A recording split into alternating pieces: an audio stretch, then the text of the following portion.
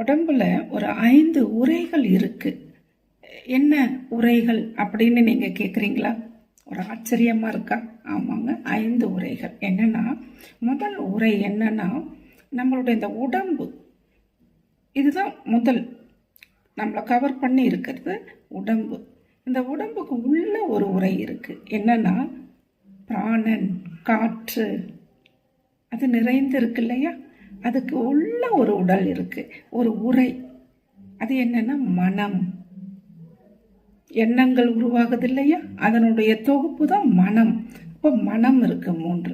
4வதா என்ன இருக்கு அப்படின்னா, உயிர் துகள்கள். நம்ம சாப்பிட்றோம் இல்லையா சாப்பாடு, இந்த உணவுலாம் எங்க போய் நமக்கு கடைசியில என்னவா வருது அப்படின்னாக்கா 7வது தாதுக்கள்னு நாம சொல்லுவோம். அது 7வது சத்தா மாதிரி உயிர் துகள்களா அங்க வந்துட்டு 4வது நிலையில உள்ள ஒரு உரையா இருக்கு.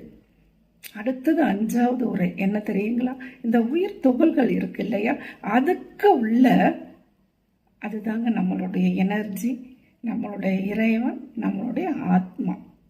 அப்ப பாருங்க, இந்த உடல் அப்படின்றது உணவால் ஆகுது இல்லையா? அடுத்து பிராணன், காற்றால் ஆகுது. அடுத்தது மனம், எண்ணங்களால் உள்ளது. அடுத்து ஒரு உயிர் துகள், நம்ம சாப்பிட்ட சாப்பாடுலேருந்து 7வது சத்தம் மாதிரி உயிர் துகள்.